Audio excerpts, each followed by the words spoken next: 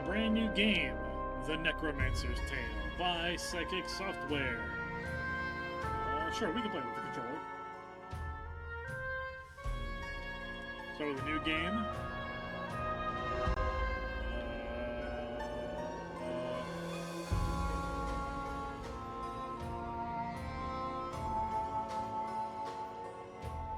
We'll do extra strategy mode, why not? Chapter 1. Prologue. In the year of our Lord, 1701, the Republic of Venice went to war with the sovereign monarchy of Ralston. This war was over passage rights through the Adriatic Sea, though this point will rarely be brought up when the war is discussed by future historians.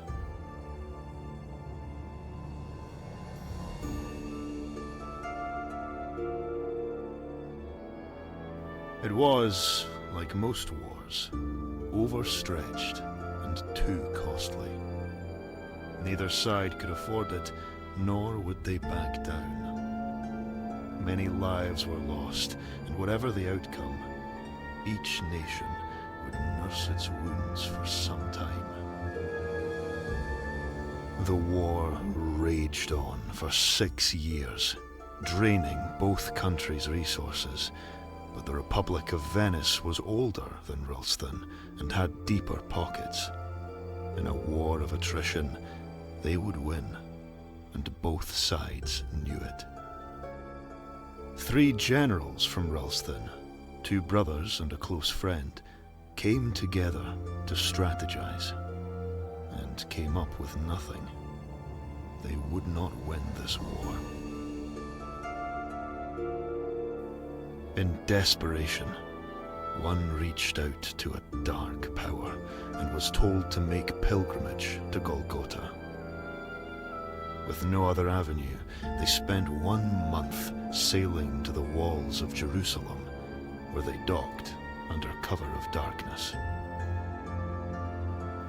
On the hill where the man named Jesus died, they met a figure, too old to identify as man or woman. It offered them a book, an already ancient thing made of pale leathers and filled with symbols that hurt their eyes to look upon. The thing smiled as they took it, a smile made of too many teeth.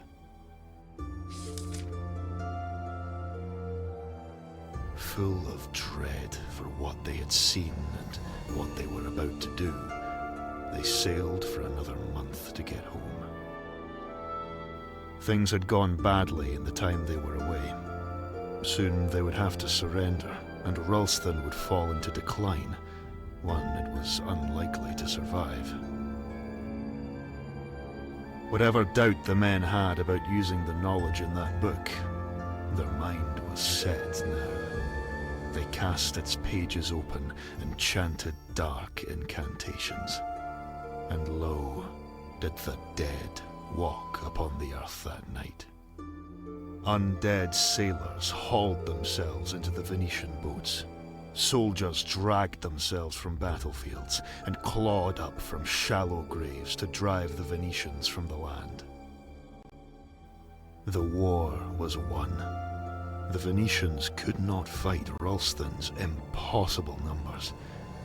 They surrendered, the book was shut, and the dead were dead once more. The book was destroyed, but the world had noticed. Ralston had dark magic, and no shame in using it. Many enemies, without and within, were born that day. 1711. 3 years later, a child was born to one of the generals involved in unleashing the spell.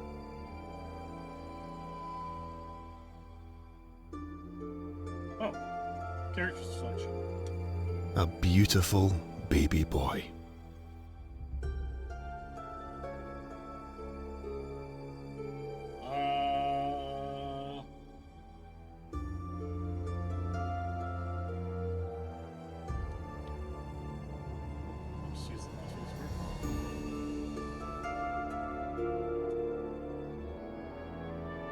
Okay. The night you were born, a blood moon hung in the low sky. Few, there was a storm the night you were born, one that came from nowhere. A ship was caught in it, due to be dragged down to the ocean floor below.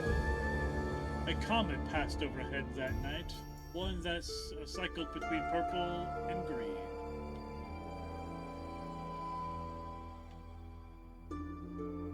I like comets. Sure, what could possibly go wrong? A comet passed overhead that night, one that cycled between purple and green. Few saw it, but those that did walked away from their lives to explore more of the world before them. You were taken from your mother and left with a nursemaid for your first few days in this world.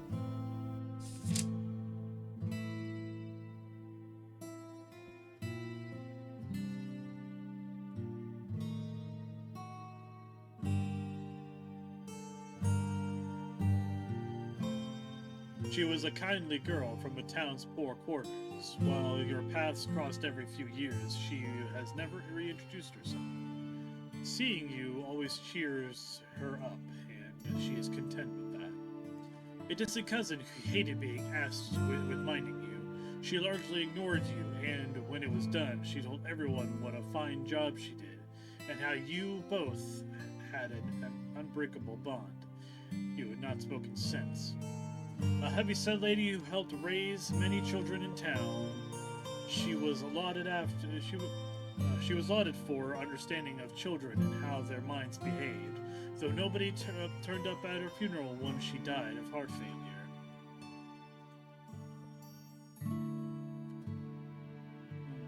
Let's do this one. A heavy-set lady who helped raise many children in the town.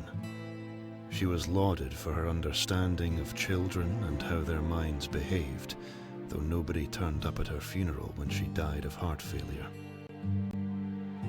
You were born into wealth and status, and had all you could wish for. But your parents never had another child, and your father was often preoccupied with his work. Your mother, distant, sickly and delirious, you heard another mother say. Hoffman, the family steward, raised you more than they. It was a lonely childhood. 1718. You are 8 years old. You play with friends from school, 2 poorer boys, Diedrich and Flip. Your father disapproves. You play in the graveyard outside the city. Nobody goes there without an armed guard. But children do not care for such things. Children are small and fast and can outrun Ghoul, at least when the sun is up. One day, as you play, you hear a rustling coming from some trees. You all freeze. Then a stone whizzes out of the green and hits you on the head. You stare in disbelief. A slow trickle of blood running down your face, partially blocking sight from your left eye.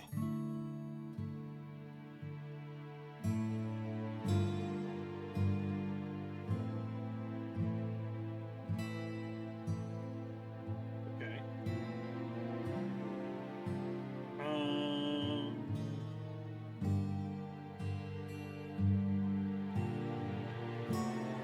The leaves part. Your cousin Lucas, 10 years your senior, steps out. His father is your father's older brother and has been away for a long time. Lucas has been sent here ahead of his planned return and is staying with you. You don't know him well, but he seems angry. He says nothing, but tosses another stone in his hand menacingly.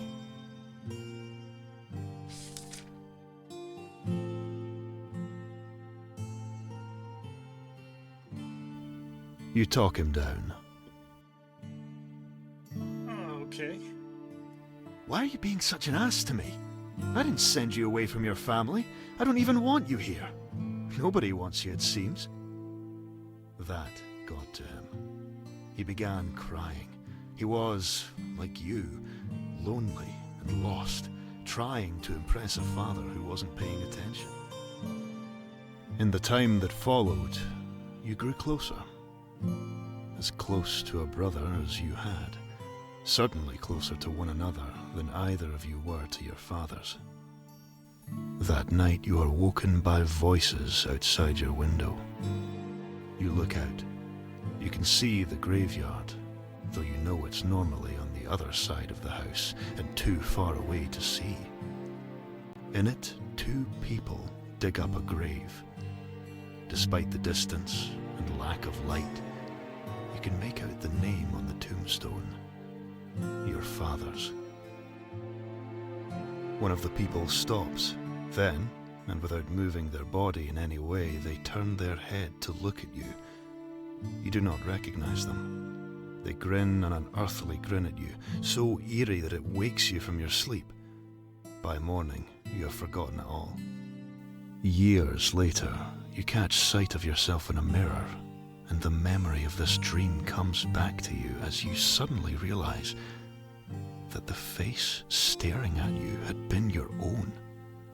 The one you have now as an adult. 1721. One morning, your mother comes to your school. She takes you out, even though classes are not finished. She says everything is okay, but you do not believe her.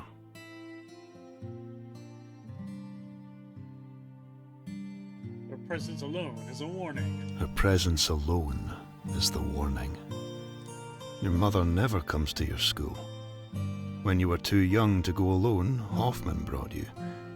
Now you travel alone. She has never come here. She brings you around the town. First you stop to buy sugared apples. Then she takes you shopping. New clothes, new books, new toys. A luggage trunk. She brings you to the castle and, with some whispered words and coins exchanged, the guard lets you into the grounds.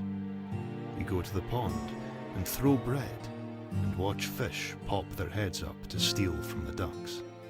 You walk the city walls and the two of you take in the view. The sea to the west, the hills to the south, the forest to the east and north, and beyond the northern tree line, the road that leads to the capital. That, she tells you through teary eyes, is where you're going. You won't understand until you're older. Maybe not even then. You need more than I can give you, more than I can be. You protest. She cries. When she stops crying, she doesn't remember where you are, how you got there. A watchman brings you home. There your father glares at you, angry that you upset your mother, angry at your non-compliance. Hoffman brings you to your room to help you put your new clothes and books and toys into your new trunk. He tells you that she loves you, that this is for the best. A few days later, your carriage rides out of town. In your children's stories, events like this happen on rainy days, but today is sunny and clear-skied. As the carriage crests a hill, you can look back towards the city and see it all. The farms, the walls, the groves, the castle, the seas. You're home. How do you feel as you are taken away?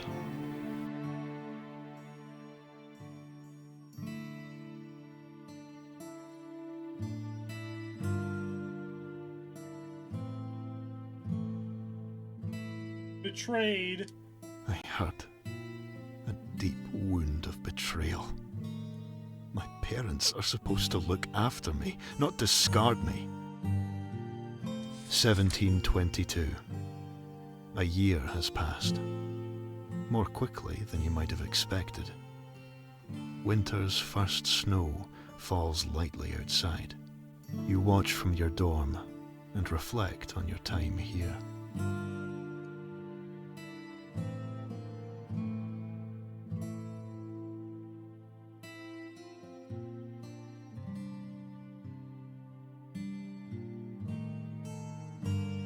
This year was hard on you. You started many fights.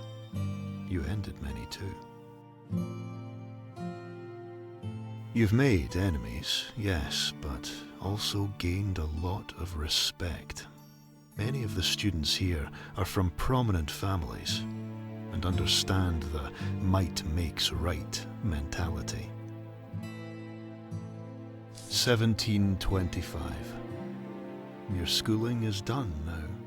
Your time here is over. You spent much of this year deciding what to do next.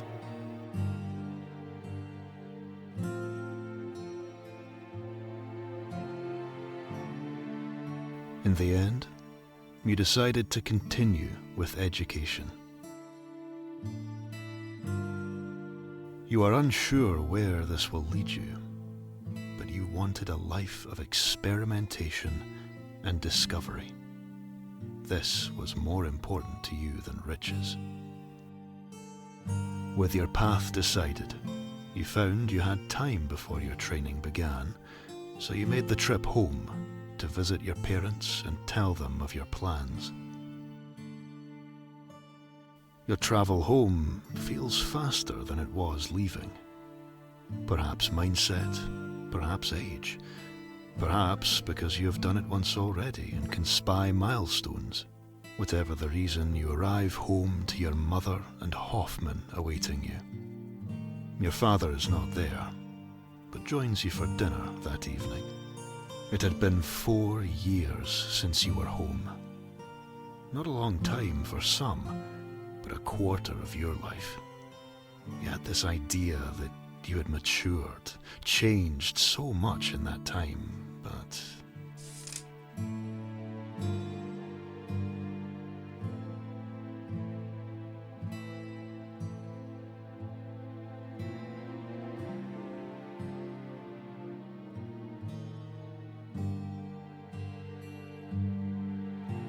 Try to wow your old friends with a tale of your time, and it pains you when they don't seem impressed.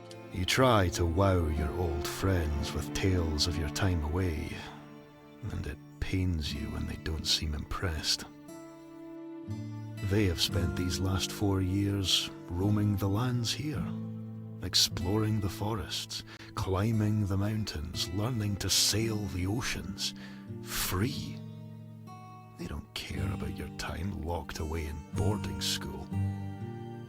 In truth, neither do you. Despite this, it is good to be home again, to see your friends and family. You have a good summer. As you leave for your new training, you wonder how long until you come home next, and how you will have changed by then. 1727. You are nearly 2 years into your training now, and it goes largely as expected. You miss home, but the pangs grow less as time passes. One day, you learn that your class has been granted an audience with the great scientist Isaac Newton. When you enter his home in Hampshire, a young lady, his niece you later learn, brings you into the drawing room where he is having afternoon tea. A teacher and 11 students entered the room ahead of you, and you could hear the great man welcoming them. As you entered, you noted he no longer had the flowing white locks you'd seen in paintings. He was bald, and his skin was sunken. Still, he composed himself well as he greeted the others. Then he came to you. He looked at you a moment, eyes wide and mouth baring teeth. He pointed a bony finger at you and screeched, Who is this with whom death walks? Why have you taken the Reaper to me? My time is not nigh, and I shall not go. Begone, herald of the Death Angel! The old man continued to shriek at you, going so far as to throw tea at you. You left, A classmate told you he took some calming down before he would continue with the talk, and seemed hurried and distracted throughout. Word reached you a month later that Newton had died. It was peaceful, in his sleep, and said to be of natural complications in line with his deteriorating health. A few days later, a letter arrives telling you that a civil war of sorts has broken out in your homeland. A lich, a powerful undead sorcerer, has begun raising the dead and marches on the capital.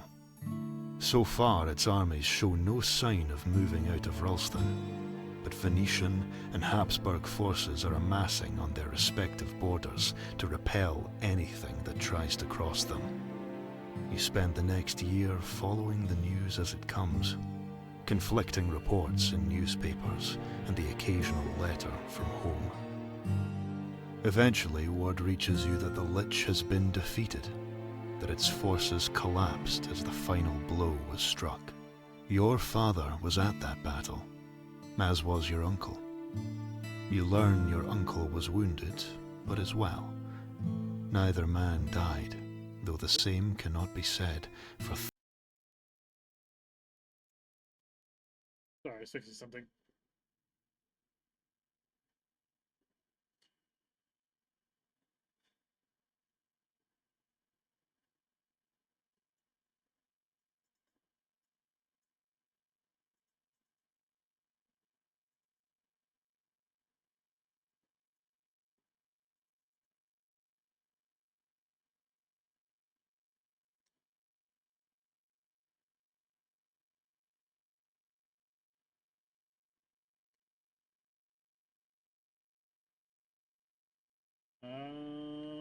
Work in a laboratory now. Let's be a scientist.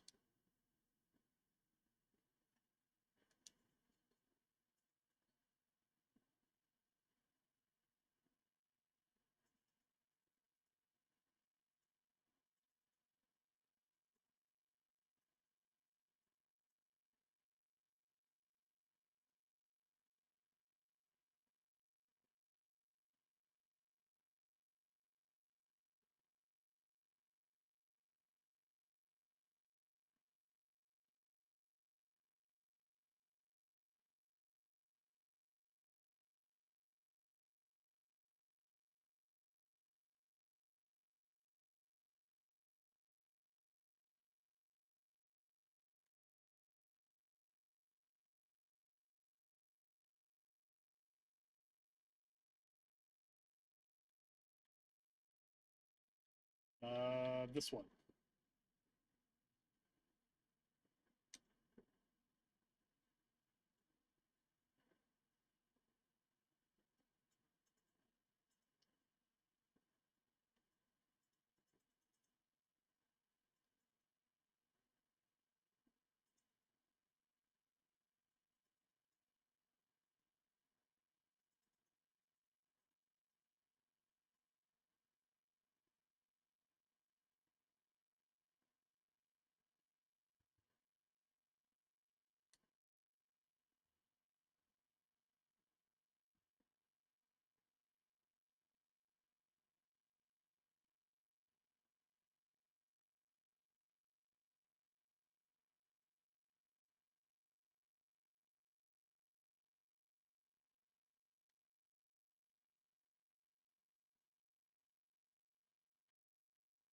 Um,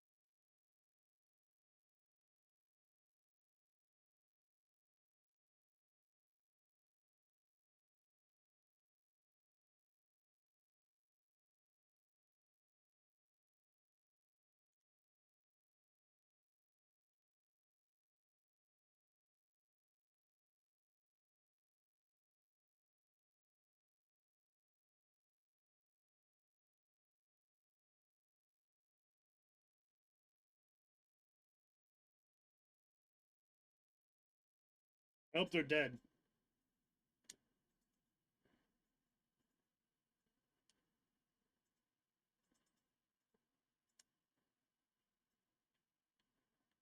On a date.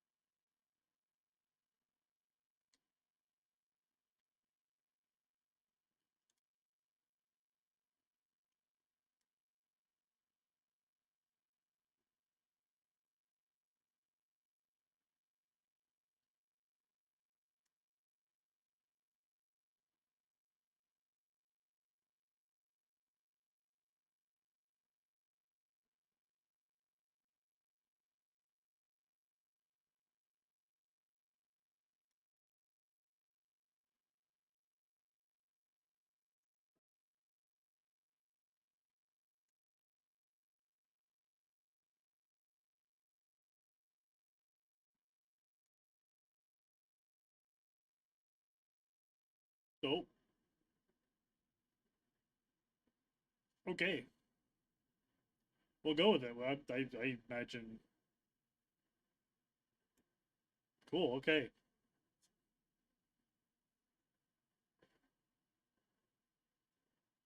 1 hour from the north gate of Mars, my coach had been climbing the steep hill surrounded by all sides by oaks. Before the great forest gave way to farmland. And there we saw a young man accosted. Oh, and there we saw a young woman accosted by two brigands. My coachman called to me. Yes, at once.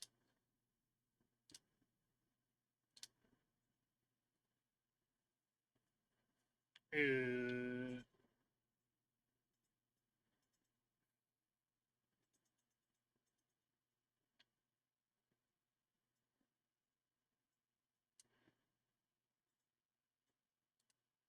the ruffians turn their spears towards me.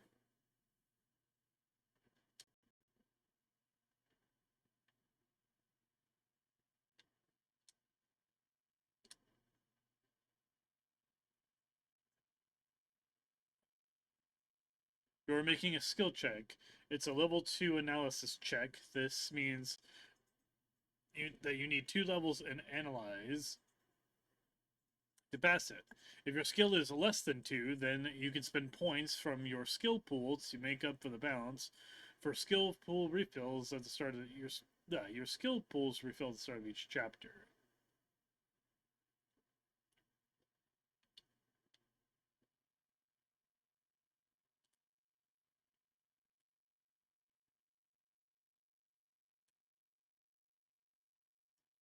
You owe me $4.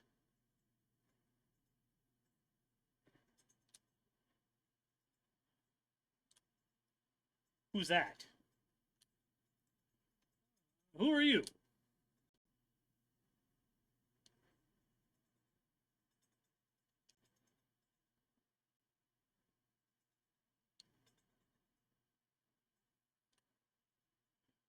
Mm, be safe then. I must be away, for my father's funeral awaits.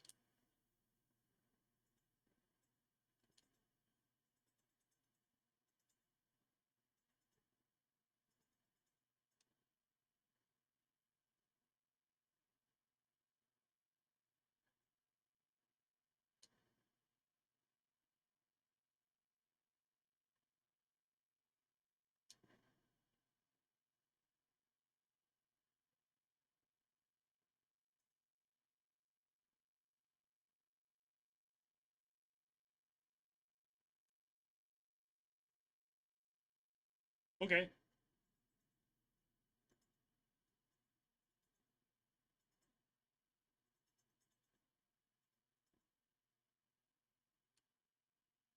Carriage comes to a sudden stop, which joined me awake, or jolted me awake. I thought I had that on my return home, that after so many years that I would watch it all, rising up over the hills, the sea marns, entering the great gates, and riding to my family home. But I had been traveling for 3 days now, and I had clearly been too tired to stay awake, despite my strange encounter in the northern forest. Still, I was home.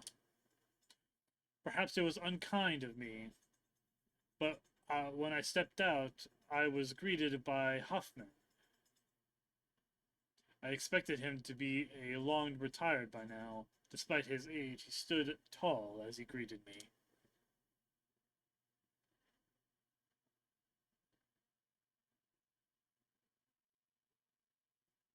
As best one could expect, given the circumstances. The old man said nothing, and there was no expression on his face. He just nodded slightly, as indecipherable as I recalled. Nothing about his exchange gave away how close he had been to my father, raising him after grandfather's death, tutoring him, following him to war, even minding my mother in recent years. If he was hurting from the death, and I knew he was, he hid it well. I must have been staring for too long, because he cut the silence.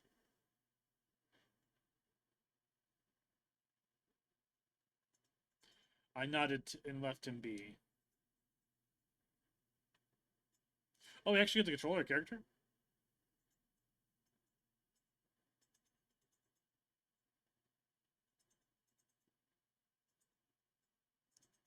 Door?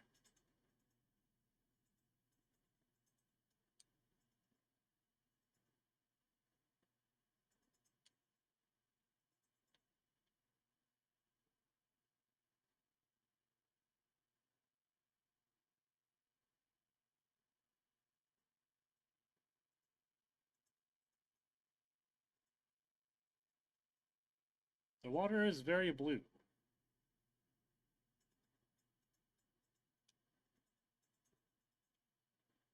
Oh, is it underneath?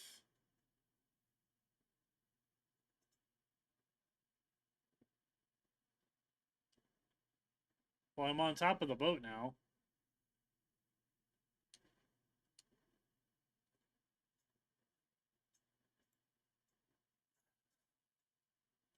Our boat hadn't been tended to in an age. I wonder if it's still seaworthy. Oh, I see. I had fond memories jumping from the sea from here with my friends Daedric and Flip. Long hot summers, a lifetime ago. What about this way?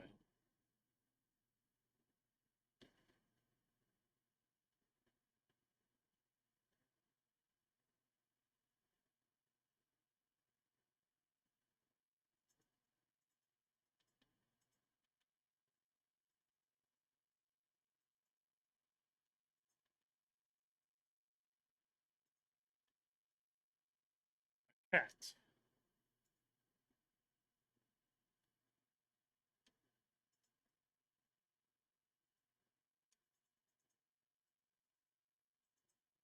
See if we can talk to the cat. A black and white cat sat here, watching me suspiciously. I reach out a hand. The beast hissed it and ran off into the house. Is that a chest? It looks like a chest. Perhaps a barrel?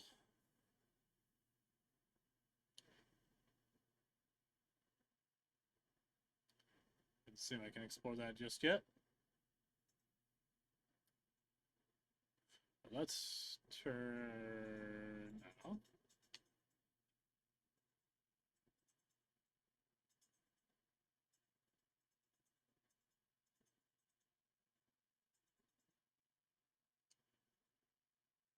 To our home.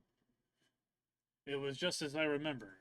Less cavernous, perhaps but still an impressive room with a grand staircase leading up to bedrooms and private offices. There was no sign of any of our servants, however. There beside the fire, my mother slumbered.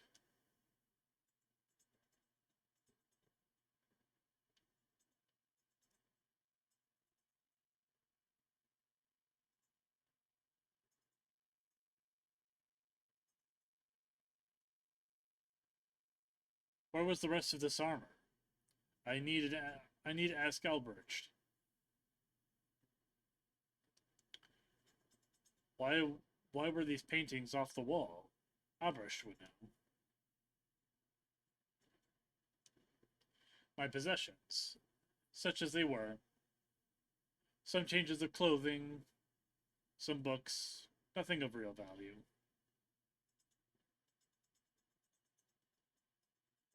When I next saw Albrecht, he was standing there by the lobby beside my bags.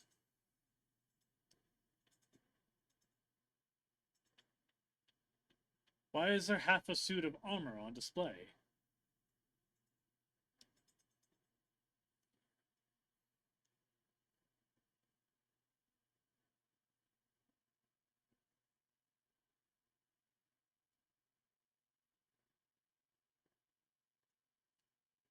Okay, what about the paintings? Why are all these paintings taken off the walls?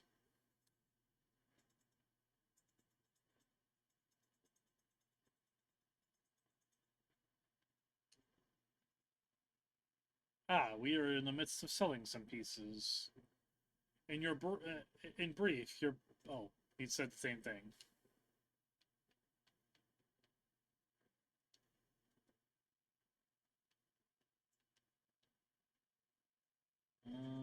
So, what news of the funeral plans?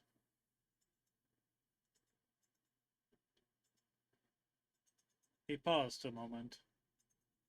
It has already happened. He was cremated and entombed yesterday. We did not receive word of your arrival, so your uncle hastened the event, as your mother's health had been understandably poor since his passing. I had hoped to allow you more time to rest after your trip before telling you. I was shocked at this, and I am sure that Albrecht noticed an uncharacteristic softness came over him then. It was a suitable affair, I assure you.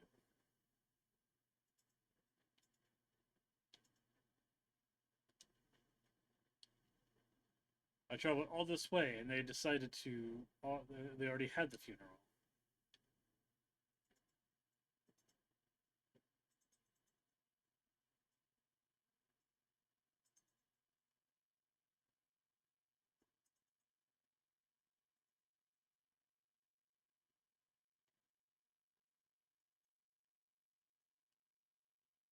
It was sleeping peacefully.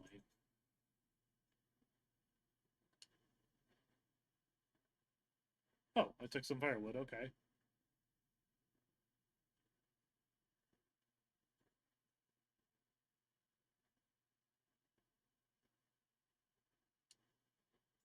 A set of condolence cards was displayed on the table.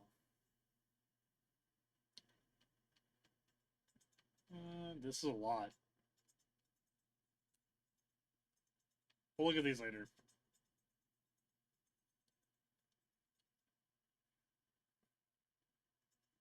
Let's talk to the mother. Juliana. My mother looked to be waking from a rest. As I approached, she raised her hand to block the light as she looked at me.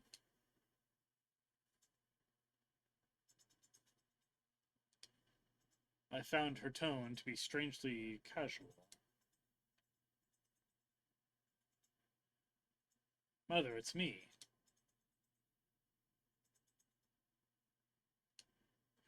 Recognition washed over her face then.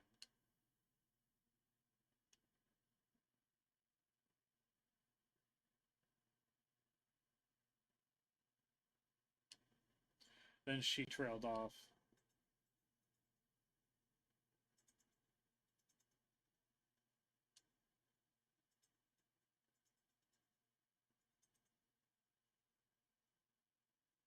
I came home for for our father's funeral burial, but I am told that it already happened.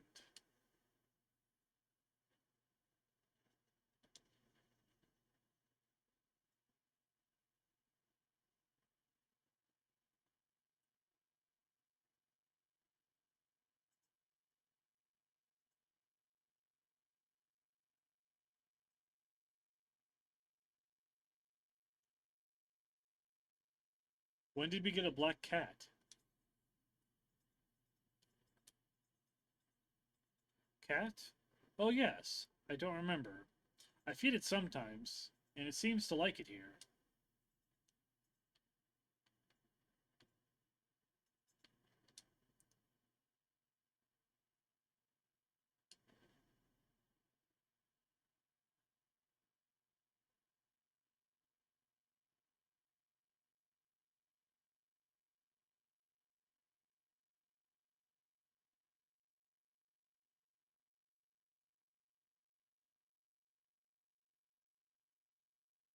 If father wasn't in his office, he'd often be here.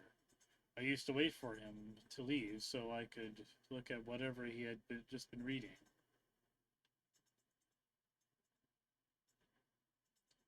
Or my cousin Lucas stayed when he was with us. I wonder when this room last saw use.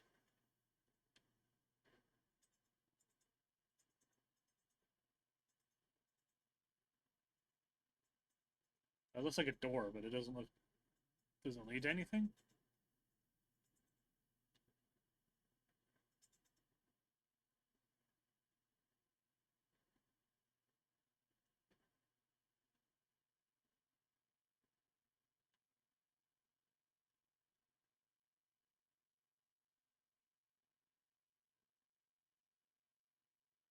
My old room.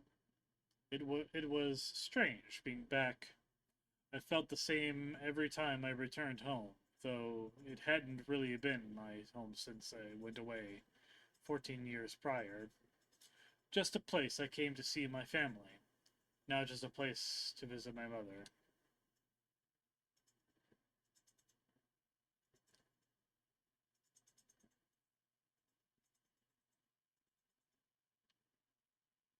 Let's see what's in here.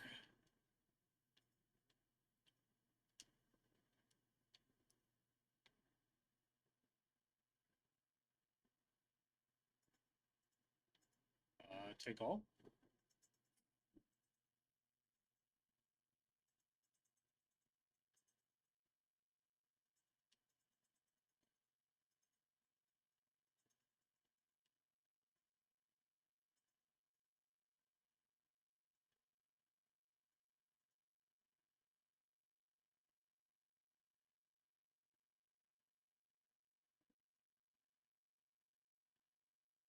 Nothing in here.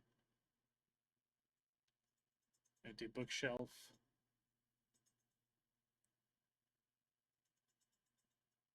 My parents' bedroom.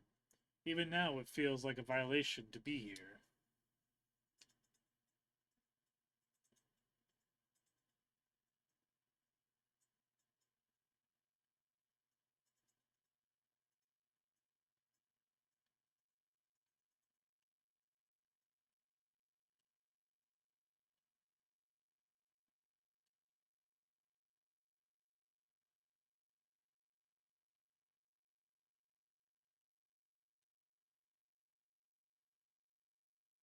Oh, but it's also something that we might want.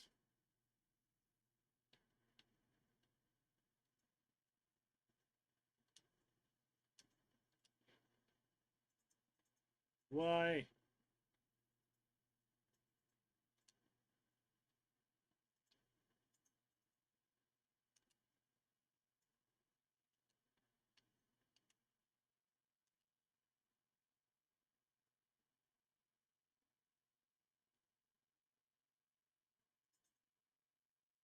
My father's study, where he spent most of his time.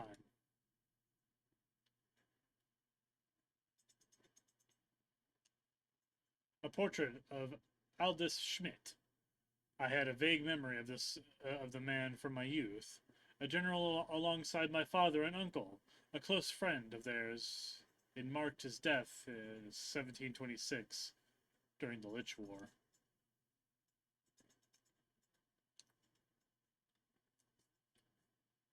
Amidst all the books on the shelf, an old volume entitled Seances for the Living caught my eye. I took it in case it could be of use.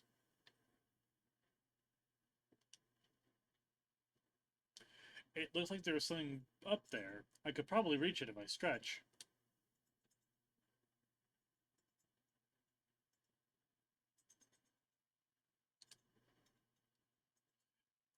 A copy of the play Macbeth.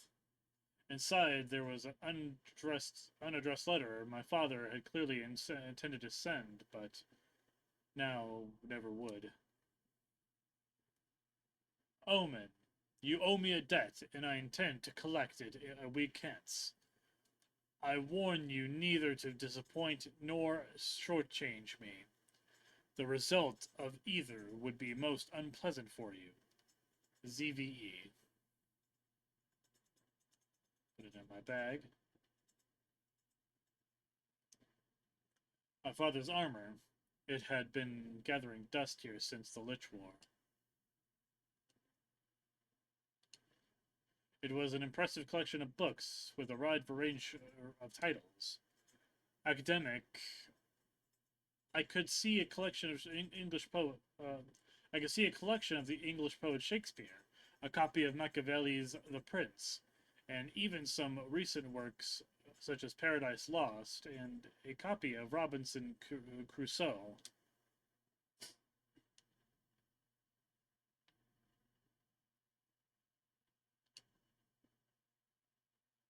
My father's desk, a pile of maps and writing scattered across it. It seems he was as messy and later in life as I recalled from my childhood. Let's examine the papers. It was a scattering of personal and academic papers. My father was not, to my memory, a particularly learned man, so I was surprised to see writings from Zosimos, D, and Paracelsus. Paracelsus. I can make out no discernible patterns in what my father had been researching. Let's take a look at the maps. Up-to-date charts of the known world and sketchings of the local areas with various nearby tombs marked out. Probably the sorts of things considered for tactical planning. Search for the details mattered financials. After Albert mentioned the family affairs, I ignored the other texts and focused on the ledger showing my father's expenses. Things were bleaker than I expected, and I could understand why Albert decided to cut back on the staff. With my father alive, he could have held things together, certainly, but what were a butler and my mother to do with the loss of income? Where had all this money gone? This ledger showed the bleeding out, but to where? Perhaps in those books he had been looking a way to turn lead into gold. There were also some letters on his desk. Of note, the one demanding payment, or else, stood out. I was shocked to see my father was in debt to some shady sort, but given his finances, I understood at least.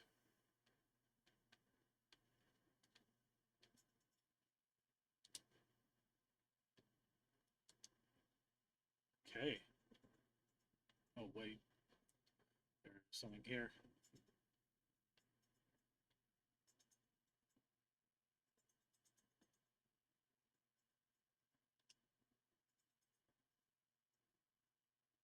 There's a drawer. The drawer was locked. I need to find the key.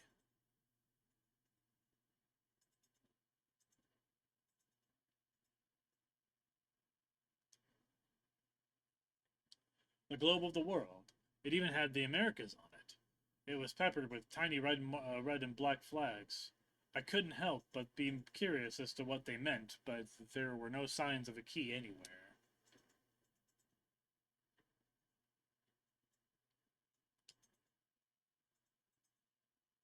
Diary of a Barkeep. Date 1650s approximately. Author unknown. Barkeep of Atchins. July 6th. Still can't get any suckers to drink some of that Bamberg swill. If I see that traitor again, I'm going to make him chew on my foot until he admits it tastes better. If he loses a few teeth, then I'll just add them to the jar behind the bar. July 10th. This new Duke is going to be the death of me. The only time our drinks have made anyone sick is when they drink too much of them. But my supplier, the same one my dad used his entire life, I should add, said the Duke is shutting them down next month for the sake of public health. Absolute madness. Did you hear a funny story last night, though? Conrad had a wild story about how some deformed beast jumped on his back and attacked him while staggering his drunk self home. Claims it stole his jacket and all of his coins in the process. It did earn him a few pity drinks, so I guess it worked. July 12th. Apparently Conrad's pity drinks were more envied than I thought. Now Lorenz claims that the same beast jumped him and sped off with his coin. I didn't think I'd find the story less believable the second time. I bet their wives are even less amused than me, though. July 20th. Haven't seen Mitchell in a few nights. Lorenz said he hasn't been to work either. They've run off on some food errands across the country more than once, but usually they let us know first. My brother is coming over from Cologne for a few days. He offered to help me with my books. They've been such a mess since Peter died. July 21st.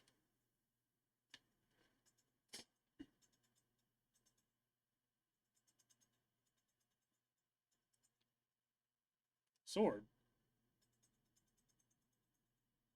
My father wouldn't need it any longer, so I decided to strap the family blade, my blade now, to my waist.